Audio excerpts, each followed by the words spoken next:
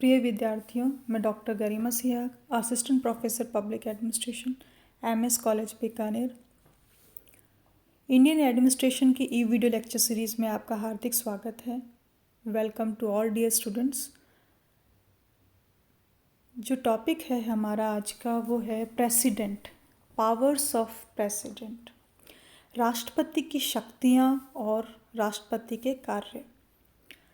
तो बेसिकली राष्ट्रपति का जो इलेक्शन प्रोसेस है, मेथड जो है इलेक्शन का, और समस्त कार्यकारी शक्तियों का जो स्रोत है, समस्त कार्यकारी जो शक्तियां हैं वो राष्ट्रपति के नाम से की जाती हैं और राष्ट्रपति इन शक्तियों का प्रयोग स्वयं और अपने अधीन अधिकारियों के माध्यम से संपादित करता है। तो कार्यकारी शक्तियों में यानी कि जो कार्यपालिका प्रधान है वो हमारा राष्ट्रपति है।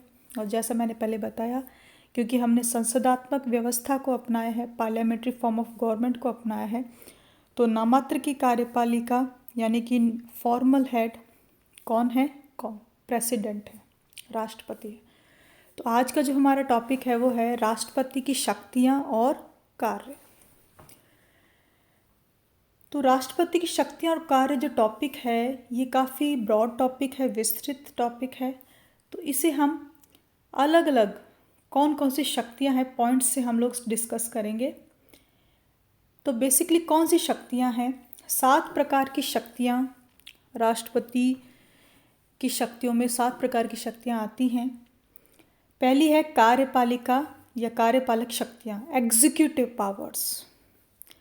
दूसरा है विधायी शक्तियाँ यानी लेजिस्लेटिव पावर्स, जो कि लेजिस्लेशन से या संसद से संबंधित है, विधान से संबंधित है। तीसरी है वित्तीय शक्तियाँ यानी फाइनेंशियल पावर्स।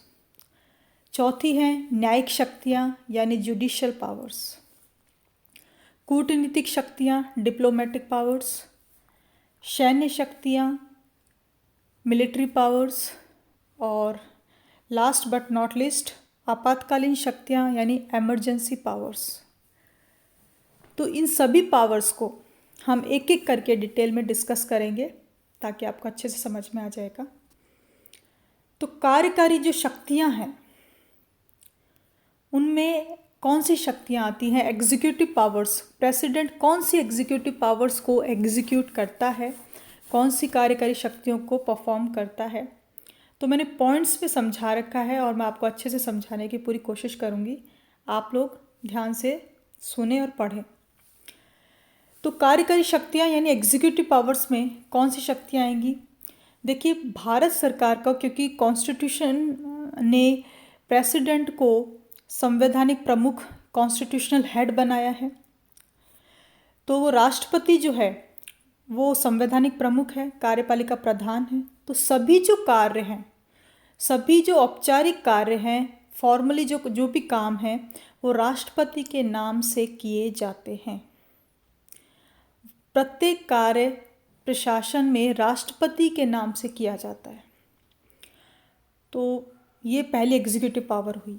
उसके बाद राष्ट्रपति जो भी प्रोसेस है, रीति है, उसके नियम बना सकता है, नियम बनाता है जिससे उसके नाम से किए गए सभी आदेश बनाए गए प्रामाणिक हों। जैसा कि मैंने कहा कि सभी जो काम है भारत सरकार के वो औपचारिक रूप से राष्ट्रपति के नाम से किए जाते हैं।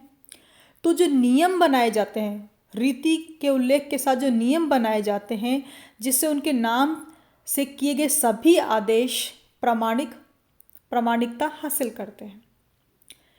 इसी के साथ जो राष्ट्रपति है वो प्रधानमंत्री को चुनता है और मंत्रिमंडल को प्रधानमंत्री की सलाह से चुनता है। बेसिकली जो वास्तविक कार्यपालिका शक्तियां हैं वो कौन परफॉर्म करता है? प्रधानमंत्री और उसकी मंत्रिपरिषद, मंत्रिमंडल, वो जो वास्तविक कार्यपालिका शक्तियों को एग्जीक्यूट करती हैं। लेकिन राष्ट्रपति जो है, क्योंकि सभी समस्त जो कार्य हैं राष्ट्रपति के नाम से किए जाते हैं, राष्ट्रपति हमारा संवैधानिक प्रमुख है, कॉन्स्टिट्यूशनल हेड है, तो केंद्र सरकार के जो कामकाज हैं उनको जो सुविधाजनक बनाने के लिए और उस कार्य को मंत्रालयों के बीच में बांटने के लिए जो भी नियम बनाए जाते हैं राष्ट्रपति के नाम से वे बनाए जाते हैं। चौथा है प्रधानमंत्री और अन्य मंत्रियों की नियुक्ति कौन करता है? राष्ट्रपति करता है, और राष्ट्रपति की सहमति से ही वे पद पर बने रहते हैं। तो ये बहुत ही इम्पॉर्टेंट कार्यपालिका कार्यकाल एग्जीक्यूटिव पावर्स हैं। इसी के साथ कुछ और पावर्स भी हैं, जैसे कि भारत के जो महान्यायवादी हैं, महान्यायवादी एक कॉन्स्टिट्यूशनल पद है, और आर्टिकल 76 में महान्यायवादी के नियुक्ति और सभी बातों के बारे में उल्लेख किया हुआ है। तो महान्यायवादी जो है अटॉर्नी जनरल, उनके वेतन भत्तों का निर्धारण राष्ट्रपति करता है, और महान्यायवादी जो है राष्ट्रपति की सहमति से ही पद पर रहता है। इसी के साथ जो बहुत इम्पॉर्टेंट पद है नियंत्रक और महालेखा परीक्षक का, यानी CAG, comptroller and auditor general of India, CAG, नियंत्रक और महालेखा परीक्षक, इनकी भी नियुक्ति कौन करता है? राष्ट्रपति करता है। मुख्य चुनाव आयुक्त, chief election officer, chief election commissioner की नियुक्ति राष्ट्रपति करता है। अन्य जो चुनाव आयुक्त हैं उनकी भी करता है। संघ लोक सेवा आयोग के अध्यक्ष, यानी UPSC के जो अध्यक्ष हैं और सदस्य हैं, उनकी नियुक्ति राष्ट्रपति करता है। राज्यों के जो राज्यपाल हैं वो भी, उनकी नियुक्ति भी राष्ट्रपति करता है। वित्त आयोग के अध्यक्ष और सदस्यों की नियुक्ति भी राष्ट्रपति करता है। यानी जो वित्त आयोग है, यानी वित्त आयोग एक संवैधानिक आयोग है, कॉन्स्टिट्यूशनल आर्टिकल जो बहुत ही संवैधानिक जो पूछते हैं एग्ज़ाम में, कई बार क्वेश्चन आता है कि निम्न में से कौन सा संघ लोक सेवा आयोग या वित्त आयोग, कौन सा आयोग जो है संवैधानिक आयोग है? तो संघ लोक सेवा आयोग भी संवैधानिक आयोग है, वित्त आयोग भी संवैधानिक आयोग है। तो कई बार प्रश्न पूछा जाता है कि कोई दो संवैधानिक आयोगों के नाम बताइए। Right any 2 names of constitutional institutions. तो उसमें UPSC और वित्त आयोग जो है, फाइनेंशियल जो कमीशन है, इनका आप नाम लिख सकते हैं। तो लोक सेवा आयोग के अध्यक्ष और सदस्यों की नियुक्ति, वित्त आयोग के अध्यक्ष और सदस्यों की नियुक्ति भी राष्ट्रपति करता है। इसी के साथ राष्ट्रपति के एग्जीक्यूटिव पावर्स में और भी शक्तियां आती हैं, जैसे राष्ट्रपति प्रधानमंत्री से संघ के प्रशासनिक कार्यों से संबंधित सूचना और विधान से संबंधित प्रस्ताव की मांग कर सकता है। राष्ट्रपति जो प्रधानमंत्री से जितनी भी प्रशासनिक कार्य से संबंधित अगर कोई सूचना राष्ट्रपति को चाहिए प्रधानमंत्री से, तो राष्ट्रपति ऐसी सूचना को प्रधानमंत्री से मांग सकता है, ये उसका अधिकार है। नेक्स्ट है राष्ट्रपति मंत्रिपरिषद के विचारार्थ किसी मंत्री द्वारा लिए गए निर्णय से संबंधित किसी ऐसे विषय की मांग प्रधानमंत्री से कर सकता है जिस पर मंत्रिपरिषद ने विचार विमर्श न किया हो।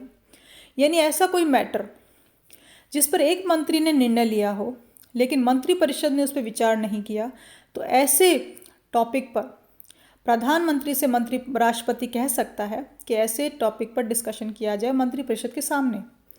तो ये भी राष्ट्रपति का एग्जीक्यूटिव पावर है।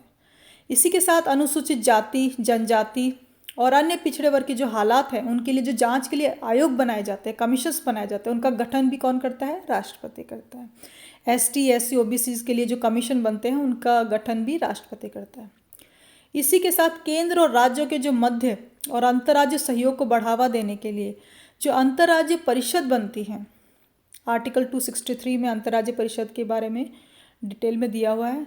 तो केंद्र और राज्यों के संबंधों को सही बनाने के लिए, सुचारू रूप से चलाने के लिए अंतर्राज्य परिषद का गठन किया हुआ है। तो राष्ट्रपति इसका गठन कर सकता है और करते रहते हैं।